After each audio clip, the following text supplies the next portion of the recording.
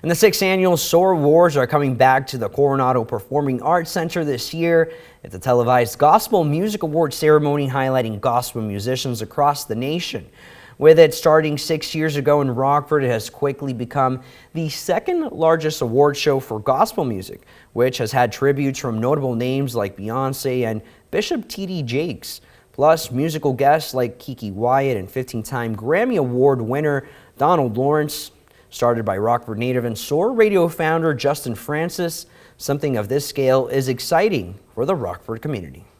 To have so many people believe in it from the community, we're so appreciative to it. I mean, it's great. It shows that people believe in what we have and that it's different of its kind. So we love it. With this one single event, you're going to see more than a $200,000 economic impact to the city of Rockford. Vast majority of it taking place right downtown, but that includes our hotels, our retail, as well as our restaurants. The event is set to take place on March 6th, and you can purchase your tickets on Ticketmaster.com or at the Coronado box office. Coming up, RPS students have a few more days to get that application in for scholarship money.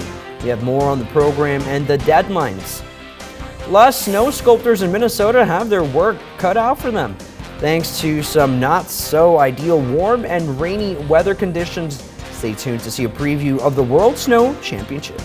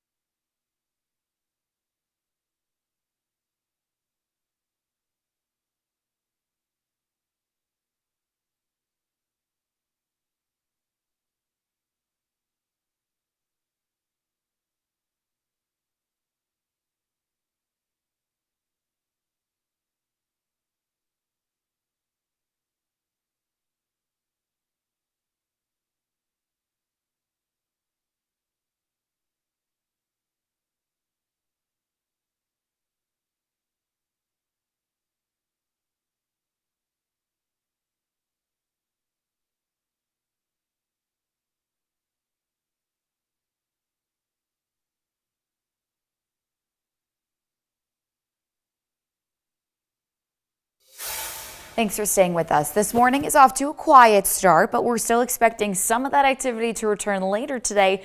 Early on, your biggest concern is not only going to be the slick roads from what fell overnight, along with some areas of fog developing. Keep that in mind for that morning commute. Otherwise, those conditions will stay fair all day long, especially as we get closer to the afternoon with more rain and snow, potentially even some snow showers expected to move in as temperatures start to drop after briefly hitting the upper 30s and potentially lower 40s. I'll break down the rest of those details coming up in just a few minutes. Manny. Thank you, Claudia. Any RPS 205 high school students getting ready to graduate, there's still time to apply for the Rockford Promise Scholarship. The deadline to apply for scholarships through NIU is February 1st. It's March 1st for Rock Valley College. Rockford Promise scholarships are available for students who have attended 4 years of high school at Rockford Public Schools. Applicants have to meet certain academic criteria to be eligible for the scholarship. The deadline for Rockford University scholarships to the program already passed. In Minnesota, weather conditions are leaving some winter activities in the lurch, like the World Snow Sculpting Championship set to begin Wednesday in Stillwater. The problem? It's not cold enough. Susan Elizabeth Littlefield has more on how snow artists are making the most of the subpar weather. Despite the warmth, yeah, we could use a little cooler temperatures and the rain, Stillwater is busy prepping to roll out the white carpet. The snow kind of shrunk a little bit, so we were a little nervous earlier on if we were going to have enough snow, but we were going to have enough snow. Setup is underway for the World Snow Sculpting 5-day event. They're plowing forward persistently, despite the consistency. It's like sculpting slush almost right now. John, a Stillwater native, and his team are prepping an exhibit sculpture to welcome the world to this logging town. We're making a lumberjack holding a globe. But with the weather, it's tricky. It's very sticky and it's really dense. So it's really good snowball weather, but it's kind of not that great for sculpting.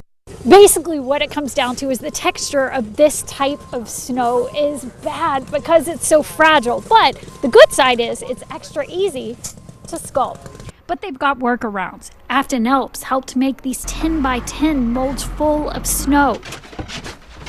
And it may look like there are packers on it, but on this side of the river, they're called stompers. And they are ready for a hardy competition. Finland, Mexico, Turkey, Germany, so 8 different countries are coming out, a couple U.S. teams, so we're really excited. They'll use intricate hand tools and sculpt around the clock for the next 4 days. Neither rain nor heat will keep them from the snow or the show. Early this morning, your Thursday is off to a quiet start. We will end up seeing another chance for rain and snow later today, but this morning, fog is likely to be the first thing you notice as you head out the door. Here's our look out of our WRX camera here in Winnebago. You could definitely see the limited visibility. Can't really see much past these trees, and speaking of, a number of us have seen visibility drop down to about 2.5 miles near and around Freeport, closer to 3 around Rochelle, and under 3 as well over in DeKalb. We'll continue to see these foggy conditions stick around as we also stay dry for a few more hours. Right now, most of the activity stays to our north, but we may end up seeing a couple of those showers reaching our southern Wisconsin counties. Otherwise, you can expect those drier conditions potentially even into your early afternoon. You'll see that here on Future Track. Notice some of those rain showers slowly start to move in, and you'll see that especially as we get closer to the late afternoon, early evening. Here is just before 5 p.m. A lot of the rain moves in, but notice your temperatures start to drop west to east, bringing in a little bit of that rain and snow mix. Then potentially some snow showers may end up mixing in even more so, and we may be left with that a little bit further south as all of this activity exits, may leave behind just a couple of flurries overnight, but overall will stay dry, especially for your Friday. Temperatures today will just briefly hit the low 40s. We do have that fog early on, and we'll end up seeing a potential for that spotty activity to move back in, starting off as rain, but temperatures will quickly drop, bringing us that chance for a rain and snow mix, if not just some late snow showers. A lot of this will exit later on. We'll be left with cloud cover, breezy, and even cooler conditions. We'll fall into the low 20s tonight and stay a little cooler for your Friday, even really through most of the weekend. We drop off into those mid to low low 30s for several days moving forward. We're dry tomorrow and Saturday. However, Saturday night, early into Sunday, is when our next system may arrive, bringing us a chance for some lighter snow once again. In your most accurate 10-day forecast, we continue to stay mostly dry. We do have a couple low chances for another system to reach us into the extended forecast. But I think the biggest thing you might notice is temperatures really start to drop into the teens as we cool off towards the end of the month. And for your weather trivia today, how many sides are there in a typical snowflake? Is it A, 3 sides, B, 4, C, 5, or D, 6? It's D6. Okay, that was quick. Yeah. Confident. Good job. That is the answer. Molecules and ice crystals join to one another in a hexagonal structure. There have been instances where it's more than that, but it is fairly rare. But in your typical snowflake, you got 6 of them. So if you see any of them later, you'll know they're 6-sided snowflakes. Fun fact, I saw this entire YouTube video on the creation of wow. snowflakes and how they get created, very symmetrical. So it's very amazing. Very amazing. They showed it under a microscope and it's very cool. It's crazy, honestly. Sometimes I can't wrap my head around it that happens in our atmosphere. Yes. And while it's, even like just falling, it's crazy. Nature is beautiful. Yeah. Claudia, thank you for making us just a little smarter today. Coming up, new research is showing the effects of COVID-19 during pregnancy. This morning, we hear from health experts breaking down these findings and what preventative measures you can take. Just ahead when we come back.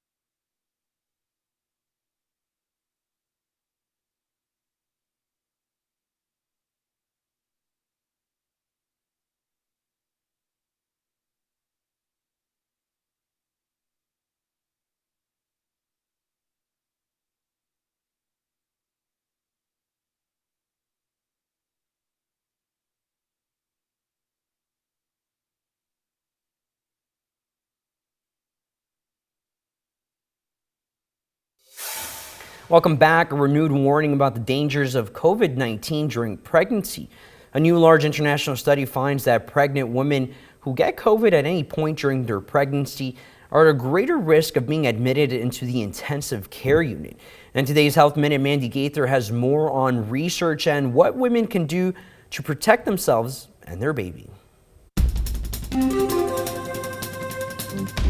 New evidence that getting COVID-19 during pregnancy can have devastating effects. This was a very large study, about 13,000 pregnant women, 12 countries, 12 studies all put together that they reviewed. The research found that the pregnant people studied who got COVID-19 were nearly 4 times more likely to be admitted to an ICU, at 15 times greater risk of getting put on a ventilator, and 7 times more likely to die compared to those who were pregnant and not infected.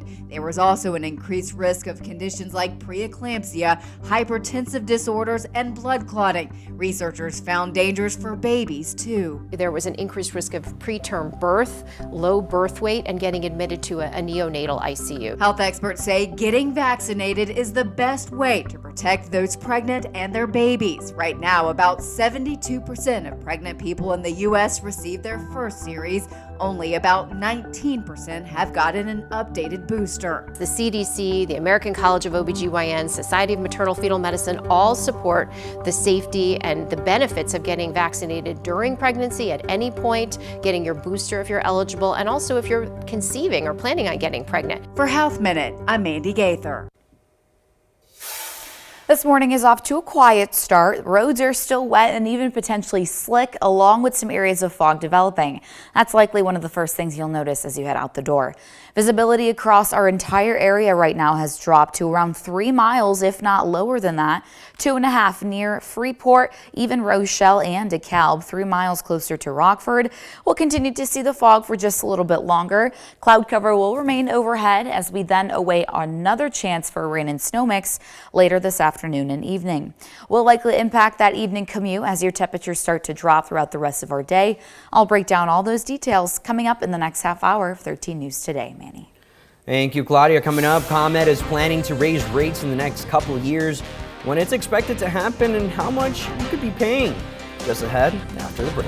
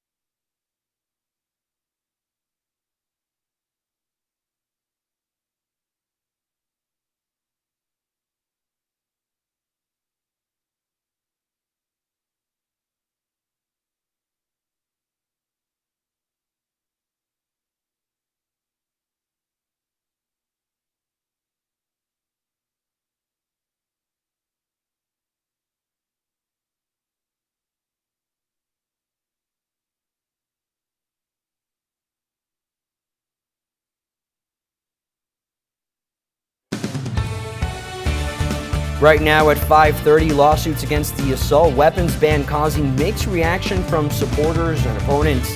More on what our local and state leaders have to say. Plus, a shocking discovery. More on the lengths Boston man allegedly took to kill and hide his wife's body. A closer look inside that courtroom this morning.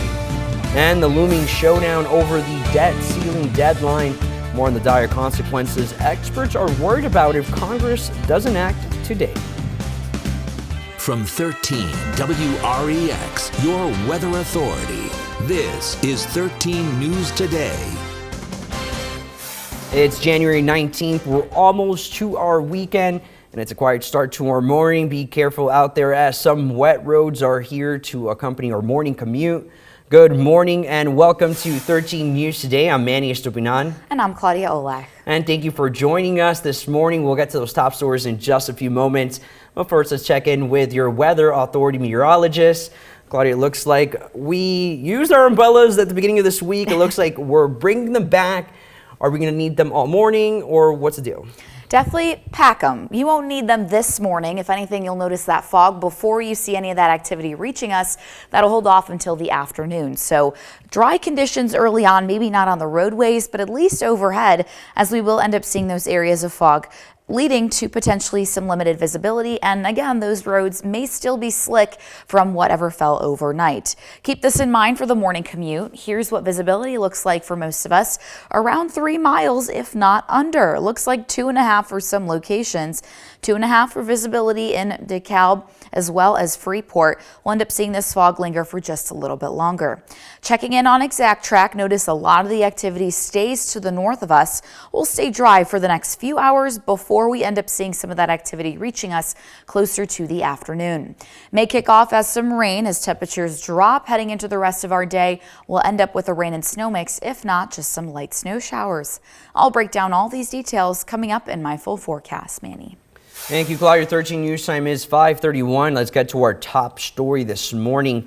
The Protecting Illinois Communities Act is getting a lot of buzz right now. Part of the act is the assault weapons ban, which not everyone agrees with. The assault weapons ban is now Illinois law. However, law enforcement agencies throughout the state and here locally have been voicing why they don't support the ban.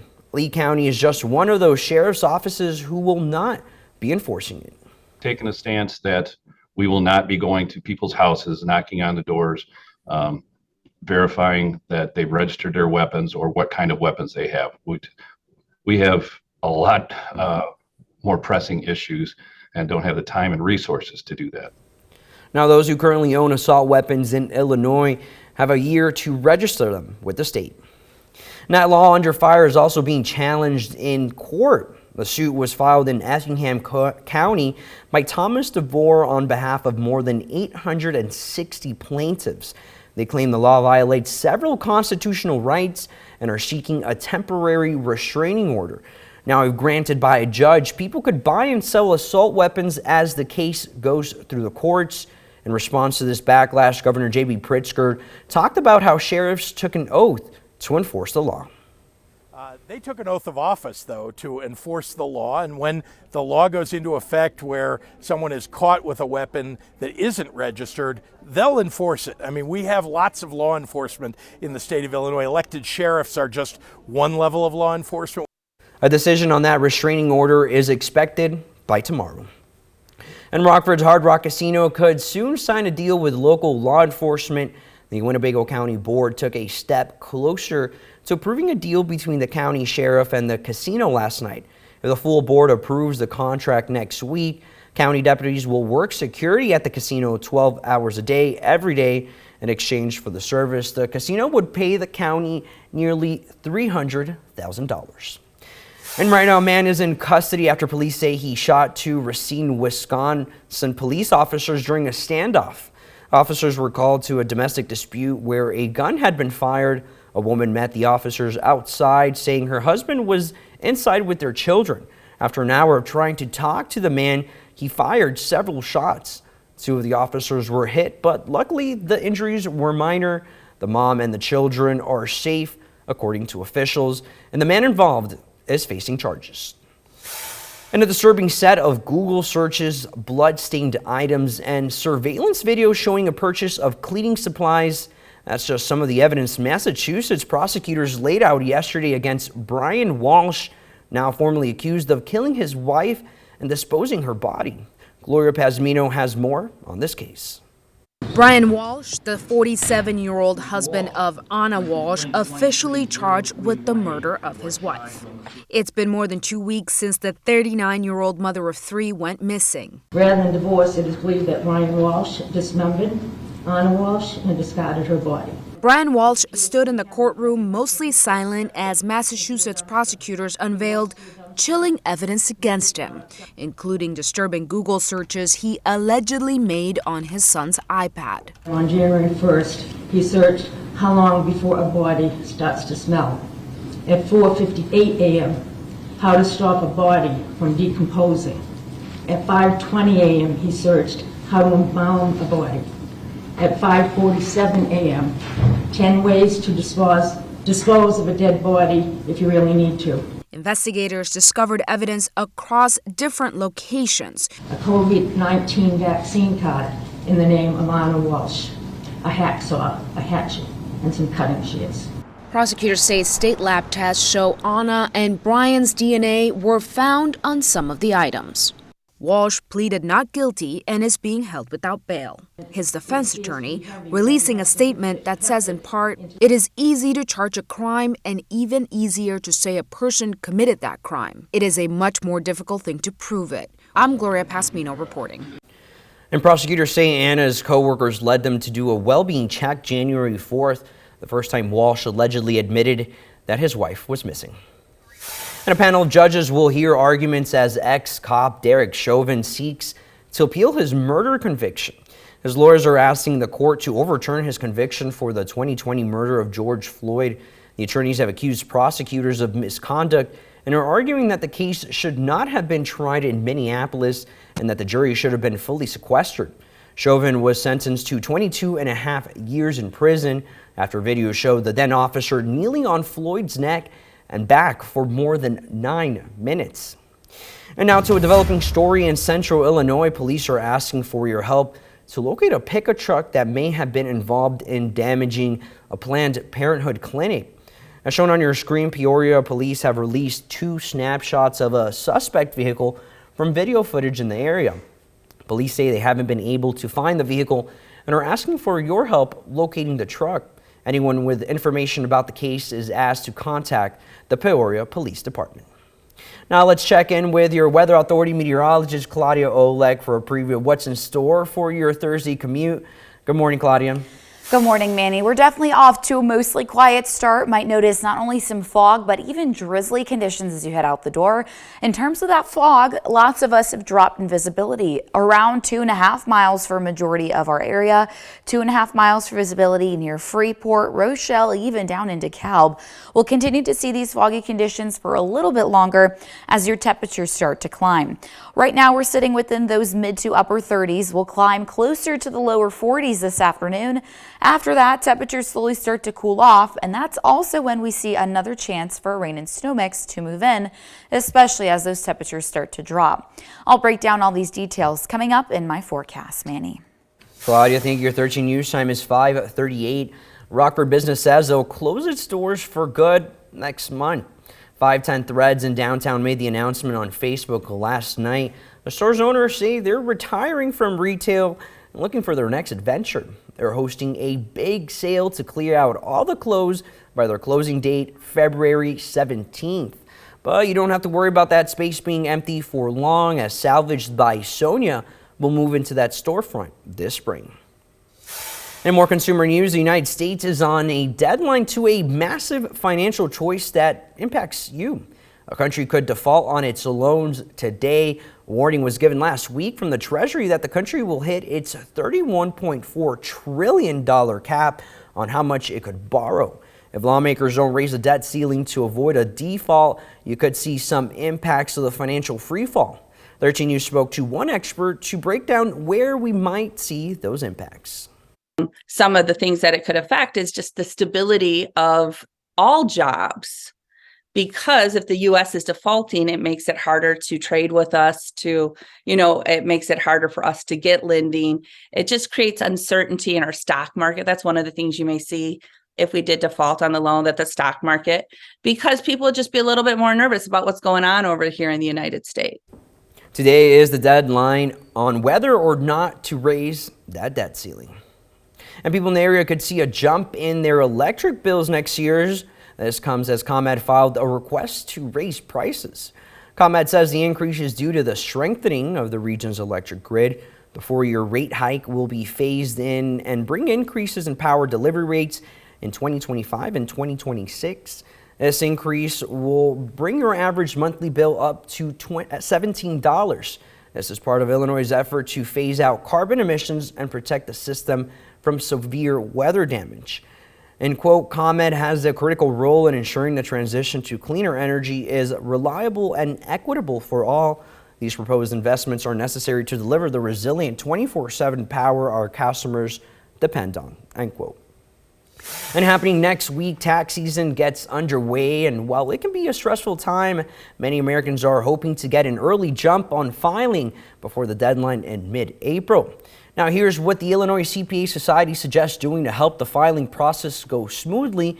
Be sure to gather all your information prior to filing, including 2022 tax records, social security numbers, and 1099 forms. They also just suggest filing electronically and using direct deposit to ensure returns and refunds are processed with minimal delays. And coming up, a sweet surprise for local hospital employees. What a 10-year-old did to say thank you for all their incredible work. Your 13 news time is 5:41. Early this morning, we're seeing areas of fog developing before more rain and snow showers are expected to join us later this afternoon. I'll have all those details coming up in my forecast. Stay with us.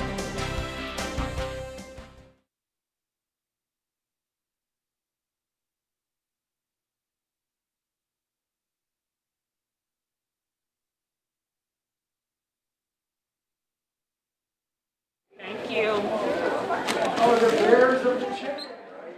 Thank you.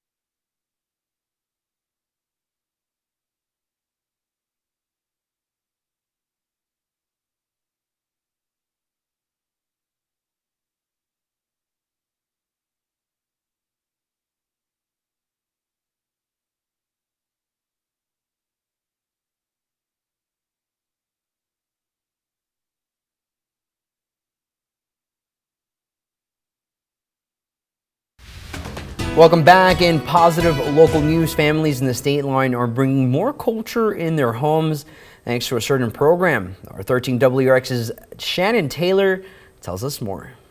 What's in the treasure? You can't tell me. I have to find it first. The Keller family is one of the many families to host foreign exchange students in Love Park and recently welcomed 2 new students, Sylvia from Italy and Cecilia from Spain. We had talked about foster children. Once most of our kids got out of the house, we've only got 1 left here. The other 6 have moved out and started families or are living on their own. So when I saw the exchange student, I thought that would be kind of fun and interesting. Before becoming foster parents, ISC Director Mary Bays matched the families and students through a compatibility test from the online application, and once approved, conducted a house tour and attended an orientation session. I read through the profiles of the children, find the ones that best fit, send it to them. They get to read and pick over which student that they want to host, which one they feel. And I always, of course, ask them, is there a certain region of the world that you want to learn more about? Students can stay from 5 to 10 months, attend public school, and live the American dream, both something Sylvia and Cecilia made sure of when they joined the exchange program. For me, it was to improve my English, and because I think I've always wanted to live in a different country, like by myself, for 10 months, and to live like the high school in America, and because high school in Spain is like kind of boring. We don't have school spirit. So doing the exchange year has always been my dream since I was little, because I don't, like live the American dream, go to the high school, it always been my dream. And I think also to escape from Italy, from the Italian school. I don't have a really good relationship with the Italian school, and I came here and found a really perfect school. Like, I love American school. And making even more memories at Harlem High School, one of the main schools in the region that we're happy to have more exchange students. But the main thing they're getting is a home away from home. He looked at me like I was really slow. In Loves Park, Shannon Taylor, 13 WREX. Now, anyone interested in being a host family is encouraged to visit iscusa.org. And in more positive local news, a 10-year-old kid decided to give back to local healthcare workers. Andrew Taylor used his copious amounts of Chick-fil-A points and got some help from the business as well as the Swedish American Foundation to provide lunch for about 2,000 workers at UW Health Swedish American Hospital. Andrew is a type 1 diabetic and has spent a lot of time at the hospitals over the years, so this means a lot to him. It's very special, and I just love to do it. And I've had a lot of fun today putting the boxes together and handing them out to people. I mean, I've been crying all morning putting these boxes together. It's been an amazing experience. Andrew says he hopes to do something similar for a homeless shelter next year. Well, your Thursday morning is off to a mainly dry start. We aren't seeing any active weather moving through, but definitely going to notice those foggy conditions along with a bit of a drizzle. Right now, taking a look at our WREX camera here in Winnebago, definitely seeing a lot of that fog developing. In fact, you can't really see much past these trees right in front of the camera. Visibility has dropped for a number of us, down to about 2.5 miles near Freeport, 2 miles for Monroe for that visibility, 2.5 really for a lot of spots within our area. We'll continue to see this fog for just a little bit longer, along with some of those drier conditions. Right now, taking a look at exact track, not seeing any active weather moving through. A lot of it is going to stay to our north before we end up seeing the back end of the system sweep through, bringing us a chance for rain and snow mix later this afternoon. That's exactly what you'll see here on Future Track. Notice a lot of that activity will come in as rain.